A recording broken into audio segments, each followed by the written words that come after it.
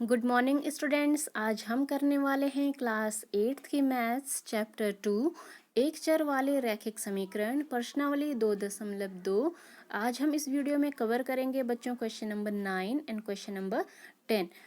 इससे पहले की वीडियो में मैं आपको क्वेश्चन नंबर 8 तक के क्वेश्चंस करवा चुकी हूँ, ठीक है। तो आइए बढ़ते हैं क्वेश्चन नंबर 9 में। बहुत अच्छा क्वेश्चन है, इम्पॉर्टेंट क्वेश्चन है और थोड़ा कॉमन सेंस बेस्ड क्वेश्चन भी है, ठीक है। तो आइए शुरू करते हैं क्वेश्चन नंबर 9। क्वेश्चन नंबर 9 में है बच्चों, राहुल और हारून की वर्तमान आयु में अनुपात 5:7 का है। राहुल और हारून दो दोस्त हैं, भाई हैं, कुछ भी समझ लीजिए। और जो उनकी आयु में अनुपात है वो क्या है, 5:7 है। 4 वर्ष बाद उनकी आयु का योग और 4 सालों बाद क्या होगा, जो उन दोनों की जब हम आयुओं को जोड़ें तो उनका योग, उनको जोड़ के हमें कितना प्राप्त होना चाहिए, 56 वर्ष प्राप्त होना चाहिए।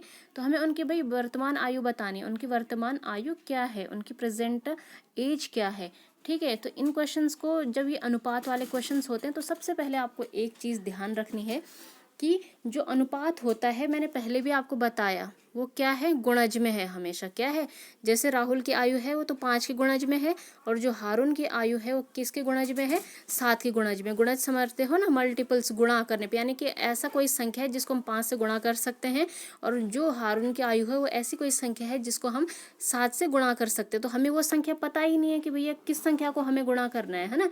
तो हम ऐसी संख्याओं के लिए उस संख्या को कॉमन करके एक समझ लेते हैं कि हम x माना वो संख्या है।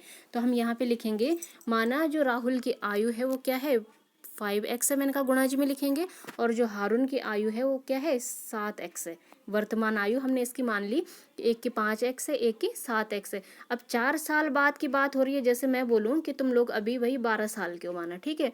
तुम्हारी आयु 4 साल बाद क्या हो जाएगी, 12 में आप 4 जोड़ेंगे ना, 16 साल की हो जाएगी, ठीक है। उसी प्रकार आपकी वर्तमान आयु में 4 साल जोड़े तो इनकी भी तो हम यही करेंगे। जो इनकी वर्तमान आयु है हम उसमें क्या करेंगे, 4 साल जोड़ेंगे। तो राहुल की आयु क्या है, 5x है, तो 4 साल बाद क्या होने वाला है क्वेश्चन में, 4 वर्ष बाद जो राहुल की आयु हो जाएगी 5x+4 हो जाएगी, और जो हारून की आयु हो जाएगी 7x+4 वर्ष हो जाएगी। अब क्वेश्चन में हमें क्या दिया है कि 4 वर्ष बाद, आपको क्वेश्चन में ही आंसर छुपा होता है, बस आपको क्वेश्चन को अच्छे से रीड करना है, ठीक है। इसमें क्या दिया है कि 4 वर्ष बाद उनकी आयु का योग 56 वर्ष हो जाएगा, 4 साल बाद। तो 4 साल बाद उनकी आयु क्या हो रही है, 5x+4, हारून की आयु क्या हो रही है, 7x+4, और दोनों को जोड़ के क्या आ रहा है, 56 आ रहा है। बस यहाँ से आपको x की वैल्यू फाइंड आउट करनी है और पूरा एक क्वेश्चन आपका सॉल्व हो जाएगा। तो पहले आप x वालों को कीजिए। x वाले इसमें कौन से हैं, 5x और ये 7x। 5x और 7x को ऐड करने पर यार आपको क्या प्राप्त हो गया, 12x हो गया प्राप्त। और फिर नंबर क्या है, 4 और 4 को ऐड किया तो 8 आ गया, इक्वल्स टू 56। आपको यहाँ से x की वैल्यू निकालनी है, तो आप नंबर्स को एक साइड ले जाइए, x को एक तरफ रहने दीजिए, ठीक है। तो जब ये क्या है, माइनस वाला +8 इधर जाएगा तो माइनस में बदल जाएगा, तो ये 12x इक्वल्स टू 56 माइनस 8।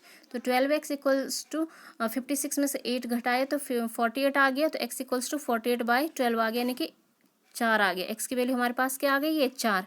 अब हमारे पास x की वैल्यू आ गई है, अब हमें इनकी वैल्यू निकालना आसान हो जाएगा। तो जो राहुल की आयु है वो 5x है, यानी कि 5 × 4। x मैंने बोला था ना गुणज में है, वो 5 की गुणज में कोई संख्या है तो गुणज में x थी, तो x की वैल्यू अब हमारे पास आ गई। तो गुणा कर दो 5 का 4 के साथ, तो क्या हो जाएगी, वो 5 × 4 20, और जो हारून की आयु थी वो 7x, यानी कि 7 × 4 यानी कि 28 आ गया आंसर, ठीक है। तो एक की 20 वर्ष है, एक की 28 वर्ष है। तो बहुत सिंपल और अच्छा ही क्वेश्चन है, आप इसको प्रैक्टिस कीजिएगा, आपको तब ज़्यादा ही अच्छे से समझ में आएगा। अब करते हैं हम क्वेश्चन नंबर 10। ये भी बहुत अच्छा क्वेश्चन है। क्वेश्चन नंबर 10 में है बच्चों, किसी कक्षा में बालक और बालिकाओं की संख्या में अनुपात 7:5 का है। मैंने बोला था अनुपात यानी कि गुणज में है वो, है ना। यानी कि बालकों की संख्या 7 के गुणज में दी है और बालिकाओं की संख्या 5 के गुणज में दी है, ठीक है। यदि बालकों की संख्या, जो लड़कों की संख्या है बालिकाओं की संख्या से 8 अधिक है और जो लड़कों की संख्या है वो लड़कियों की संख्या से कितने अधिक है, 8 अधिक, यानी कि लड़के 8 ज़्यादा हैं लड़कियों से। ठीक है, जैसे मैं बोलूँ कि तुम्हारी क्लास में 10 लड़कियां हैं और लड़के 8 ज़्यादा हैं, तो लड़के कितने हो जाएंगे, 18 हो जाएंगे, 10 + 8 18 है ना। यदि बालकों की संख्या बालिकाओं की संख्या से 8 अधिक है तो कक्षा में कुल कितने विद्यार्थी हैं, आपको बताना है कि क्लास में कुल कितने बच्चे हैं। तो मैंने पहले भी बोला कि जहाँ पे ये गुणज वाली बात आती है ना, ये अनुपात आते हैं, आप इसको गुणज में ले लो। तो पहला जो अनुपात है वो किसके, बालक और बालिकाओं के लिए बोला है, तो यानी कि जो 7 नंबर है वो बालक के लिए है और जो 5 है वो किसके लिए है, बालिकाओं के लिए, है ना। तो बालकों की संख्या जो है वो क्या हो जाएगी, 7x ले लेंगे, 7 के गुणज में है, और बालिकाओं की संख्या क्या है, 5 के गुणज में। अब प्रश्न अनुसार आगे पढ़ना है आपको, ऐसे नहीं कि आपने इन दोनों को जोड़ा, इन दोनों को जोड़ के कुछ नहीं हासिल होने वाला, आगे आपको क्वेश्चन नंबर ढंग से देखना है। यदि बालकों की संख्या, प्रश्न अनुसार हमने क्या लिखा है कि जो बालकों की संख्या है वो क्या है, वो क्या है, मतलब इक्वल्स टू का साइन यहाँ पे लगाया, वो बालिकाओं की संख्या से 8 ज़्यादा है। बालकों की संख्या बालिकाओं की संख्या से 8 ज़्यादा है, बालिकाएं की संख्या में कितना और जुड़ जाएगा, 8 जुड़ जाएगा। तो बालकों की संख्या क्या है, 7x है, बराबर बालिकाओं की संख्या क्या है, 5x है, प्लस 8 और अधिक है।